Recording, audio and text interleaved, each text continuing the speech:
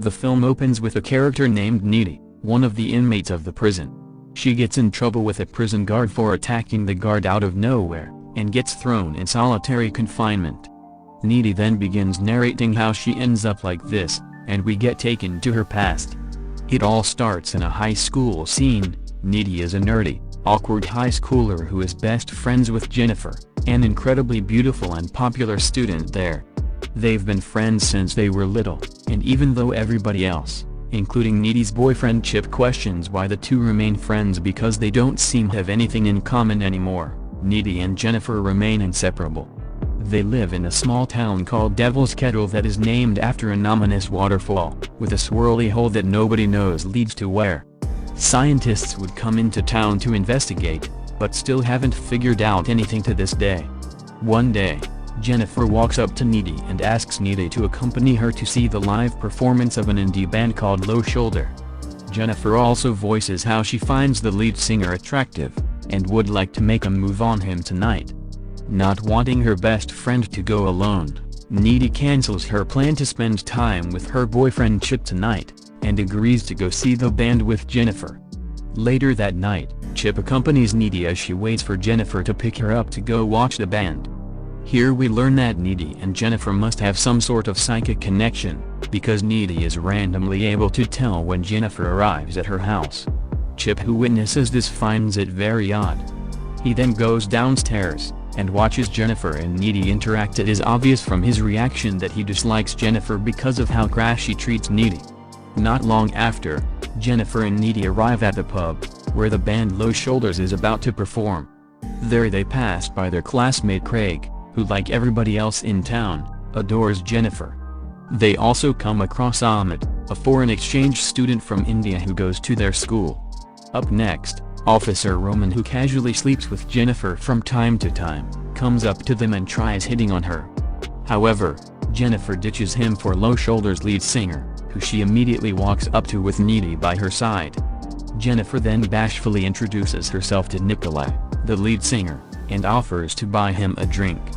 When Jennifer goes over to the bar, Needy overhears Nikolai creepily talking to his bandmate about how Jennifer must be a virgin. Realizing Nikolai might be a predator, Needy confronts him and tells him to back off from Jennifer. Needy then tries warning Jennifer about Nikolai, but Jennifer simply brushes it off, and casually remarks about how she is far from being a virgin at this point. The two stop conversing when the band begins to perform. And then somehow, the building sets on fire in the middle of their performance. Oddly enough, the band seems unfazed by this, even as people panickedly try to make their way out of the building, getting trampled or burned to death in the process. Needy guides a shaken Jennifer out of the building through a window in the restroom, and tries to calm her down. Shortly after, Nikolai suddenly waltzes over to them, and forces Jennifer to gulp down some whiskey. He then whisks the bewildered-looking Jennifer away, while Needy pleads for Jennifer to stay, but Jennifer naively tells her that she's going to be okay.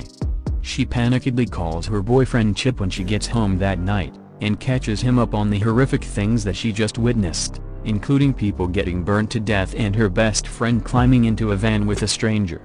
Chip, who dislikes Jennifer, tells Needy to not worry about her best friend. Not long after, Needy startles when she hears the doorbell ring, and steps downstairs to answer it, but finds no one outside the door when she does. But when she is about to go back upstairs, she begins hearing rustling noises coming from the kitchen, and moves to turn off a dripping sink. But in a broken bar, Jennifer stands in front of her covered in blood, with a lewd smile plastered on her face. She then ransacks the fridge, and attempts to eat, but proceeds to throw up tar-looking black goo. Needy rushes to the foyer to call for help, but all of a sudden, Jennifer pins her to the wall, and begins caressing her. Jennifer then moves to bite her neck until she leaves a mark, before she exits the house while police sirens can be heard in the background. On the next day, the school is buzzing with news about how the town's pub burned to the ground and only several people managed to make it out, while Needy appears to be deep in thought, thinking about what she witnessed last night. Jennifer then casually walks up to her, looking perfectly normal, and disturbingly nonchalant about the fact that people that they knew died in the fire last night. Jennifer even acts like she doesn't remember about how she stormed into Needy's house the other night, and threw up all over the kitchen floor. After class that day, Needy tries telling her boyfriend about the sinister manner of Jennifer's actions last night, but he brushes it off and questions her sanity. On the other side of the school, Jennifer walks up to Craig's best friend, Jonas, who is grieving because Craig died in the fire the other night. Jennifer then convinces him that Craig told her that she and Jonas would look good together, and lures Jonas to follow her into the woods. They end up making out, but oddly enough the animals in the woods begin to gather around them, and proceed to watch them. Jonas then pauses and takes in the sight in wonder, but Jennifer remains unfazed and simply tells him that the animals are waiting for something. And then this happens. Jennifer devilishly devours his flesh, while a teacher can hear Jonas screams helplessly. Later that day, Needy is cooking while listening to the radio when she hears that the band that she and Jennifer watched that night, Low Shoulder, has gained a massive amount of followers following the incident, and are even considered as national heroes by the public for allegedly saving people from the burning building. Meanwhile, the high school teacher comes across Jonas' mangled dead body in the woods. Afterwards, police are immediately summoned to the scene, while Jennifer can be seen swimming naked in a lake nearby, looking fully relaxed and content. That night, Jennifer calls her best friend Needy to inform her that she's feeling amazing right now, and Needy should stop grieving for the people who died in the fire because people die all the time. Needy eventually has to hang up because her boyfriend is calling her. During the call, he tells her that Jonas, who happens to be his neighbor, is dead. Hearing this, she rushes to see him and comfort him, and during this time Chip elaborates how apparently, Jonas' body was found completely ripped apart in the woods. The following days, the entire town is grieving due to the many lives they lost in such a short time, except for Jennifer, who seems to be thriving more than ever. The news about the recent incidents that took place in the town make it to national news, and the band Low Shoulder seems to be gaining more and more recognition and fame. Regardless, the town folks try to move on with their lives. A month later, Jennifer appears to look pale and unwell during class. After the class ends, a guy named Colin walks up to them, and shyly asks Jennifer out, but she coldly tells him off. Needy, however, voices that she thinks Colin is cool and kind, which prompts Jennifer to change her mind, and invites him over to her place tonight. Needy's boyfriend Chip then shows up, and Needy protectively kisses him because she's scared that Jennifer might flirt with him. That night, Needy and Chip decide to have sex for the first time, while at the same time, the sweet Colin drives up to the address Jennifer texted him. Oddly, he arrives in front of an empty house. Curious, he climbs in anyway. He finds Jennifer on the second floor, creepily staring at him. At this moment, Colin realizes right then that this isn't Jennifer's actual house. Jennifer then begins to seduce him. But at some point, this happens, Colin gets scared and she proceeds to twist his arm, injuring him. Just like what she did to Jonas, she mauls him and eats his flesh. At the same time, Needy sees a strange vision of the ceiling bleeding and a zombie-looking Jonas and Jennifer being on the other side of the room. Needy freaks out, gets dressed, and drives away from Chip's house. But on the way, she sees Jennifer and swerves her car away upon seeing her. She then stops driving for a moment, but a feral-looking Jennifer lands on top of the windshield, scaring Needy and making her drive away in panic. Needy returns home and begins to cry, extremely scared and questioning her reality. Once she calms down, she returns to her bedroom to sleep, but finds Jennifer there, looking calm and chipper. She tenderly kisses Needy and the two end up making out for a while, until Needy pulls away and demands Jennifer to explain what's going on. This is when Jennifer casually tells her what happened that night, after she climbed into Low Shoulder's van.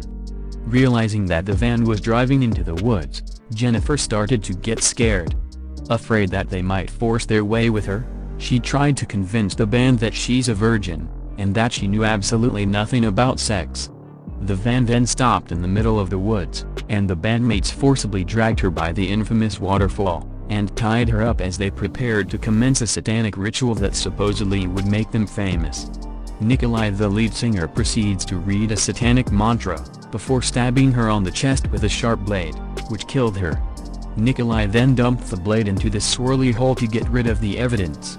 In the present, Jennifer proceeds to tell Needy that she doesn't remember much about what happened after, except for the fact that she came back to life, and found herself walking towards Needy's house.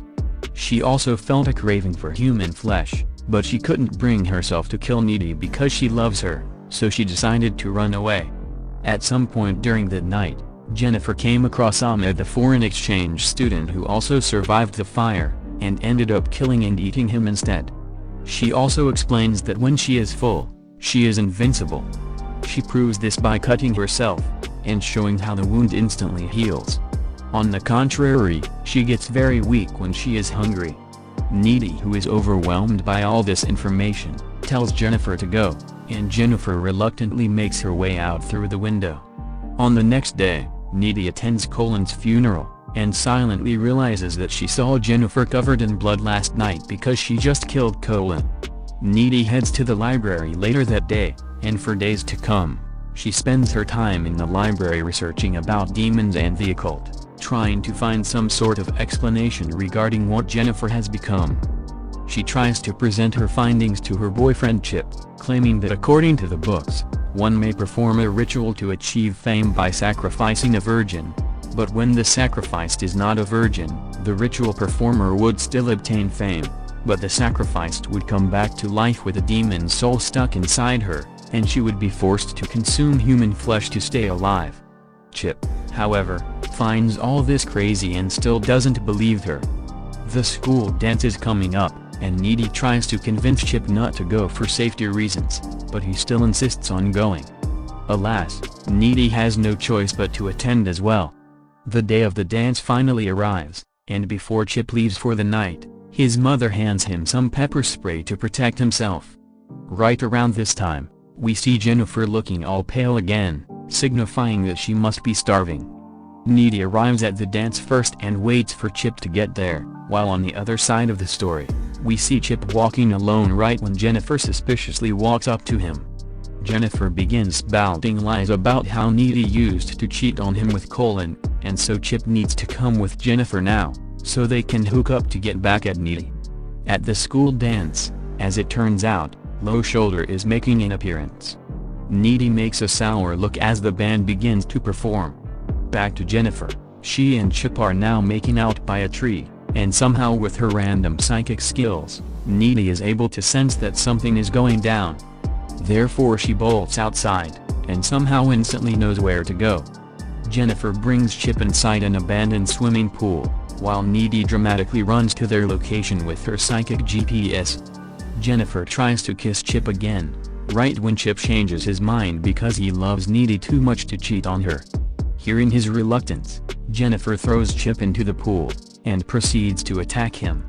Just in time, Needy arrives. Seeing her boyfriend in trouble, Needy jumps into the pool and pulls Jennifer away. Chip then hands her the pepper spray and Needy proceeds to use it against Jennifer.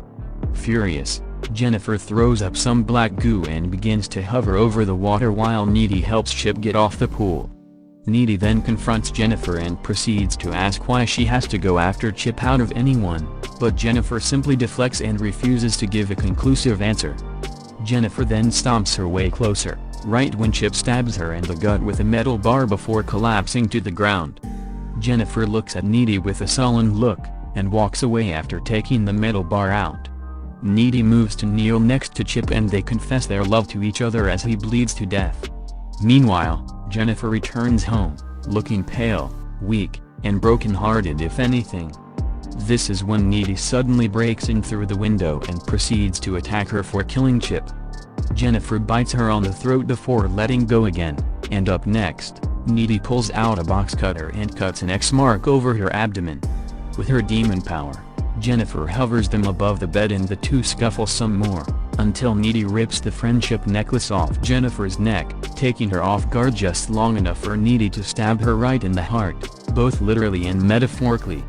And that is exactly how Needy ends up in prison. We then return to present day, where Needy is a prisoner locked up in solitary confinement.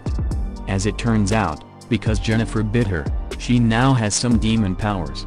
She uses it to levitate and break her way out of prison. She randomly comes across the knife that Nikolai the lead singer used to kill Jennifer and picks it up. Needy then hitches a ride with a stranger to attend Low Shoulders' concert. After Low Shoulders' massive concert ends, we learn that the entire band gets murdered that night, signifying that it was Needy who did it. The film ends with Needy seen walking out of a hotel room through a security footage. Please subscribe my channel Super Recap for movie recap every day.